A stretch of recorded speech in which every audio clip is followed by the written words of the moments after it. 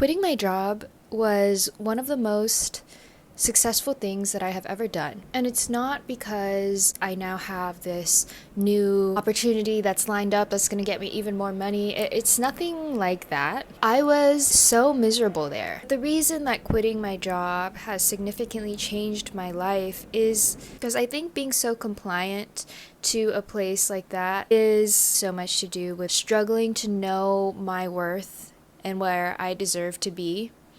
And I think especially when you're in an environment like that, you get so praised for your tolerance and your ability to withstand and be resilient and all of these things that make you feel better in a sense of proving yourself. But the more that I continue on my healing journey and working through all my traumas and things like that, I'm realizing how little proving ourselves and proving our worth to others and our ability to withstand terrible conditions is not actually beneficial for us. The reason that I consider quitting my job as something that's so successful is not by something monetary or lucrative, but it is something so internal that I know that my self-love has grown exponentially and my relationship to my worth and my self-respect is in a place that it has never been before, because just like an onion, our layers of trauma are there, and me quitting my job and me leaving a place that I was living in and all those things that don't serve our higher purpose, the more that I shed those things away, the closer to myself. I've never felt so close to myself. I think in the last 27 years of being alive, a sense of identity has been something that I've struggled with for so long, because I was essentially a puppet for someone else my whole life, especially as a child. And so without the ability to learn and hone into what is my own, where the boundary of my own self and the beginning of someone else's starts and ends, I didn't have that relationship. And I think the more that I recognize my patterns in my relationships, in my workplace, in where I live, in my encounters with other people, in the super mundane things, is where I notice how much I have changed over the years. And sometimes I don't even notice. And my friends are the ones who notice how much I've changed, because sometimes the change is so gradual that even we don't pick up on it. And it takes that conscious effort to look back on it and realize, oh my goodness, I have done so much work in my everyday life. And it's those small little changes and those encounters that we do are more difficult than we could fathom, which is why change and growth is so difficult, because we cling on to the sense of familiarity. The last few years, I have been so uncomfortable and doing what is so unfamiliar, and I couldn't be more happy and more proud. Of course, it didn't just happen in like a, you know what, I'm gonna quit.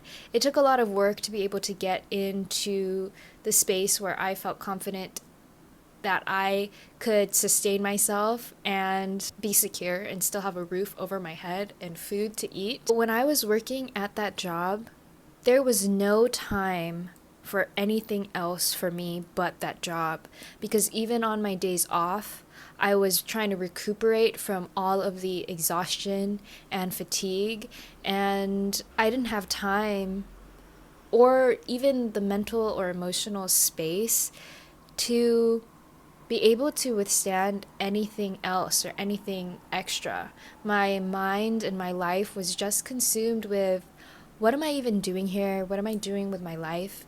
I think when I was, especially being in an environment that doesn't support you, I was really entering my villain era, because I I didn't feel like myself, and I didn't have the energy to be myself. I was like the bare minimum of my own self, and I didn't like who I was becoming. I didn't like how I was treating people, but it was all I could manage to do. That contributes to this sense of self-hatred, because I felt like I was distancing farther and farther from the person that I felt like I could be and that I was and that I wanted to be.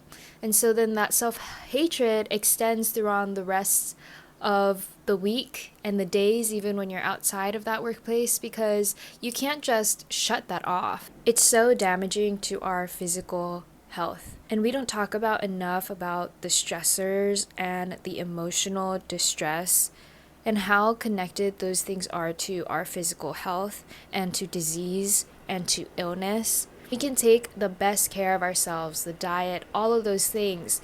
But when we don't feel fulfilled in our life and when our life is not aligned to our own being, then we are not caring for ourselves in the ways we may think that we are. And I'm not saying that it's always possible to just up and leave your job or your position. The more that I started doing the internal work, it became easier to follow the signs and follow a path that led me to leave this position. The more that I worked on my relationship to scarcity and abundance, to trauma, to my perspective and my relationships, slowly and naturally, a way out just became more apparent, and that path to leading me to something else became more clear. It took a lot of work to actually follow that path and to go through that path and to actually go on to the next chapter of my life, but it has significantly changed my life because I have never felt more like myself in my whole entire life. And I do have to thank that old job for being that mirror for me and showing that to me. I'm really thankful for the time that I had there at the end of the day, because I also wouldn't be here right now without it. But I also don't believe I would have been in that position if I didn't have those beliefs or that trauma at that time.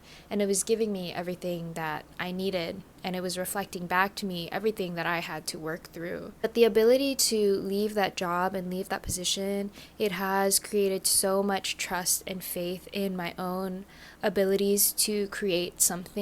And so I'm not saying to quit that job, but I'm also saying to quit that job if it's making you miserable.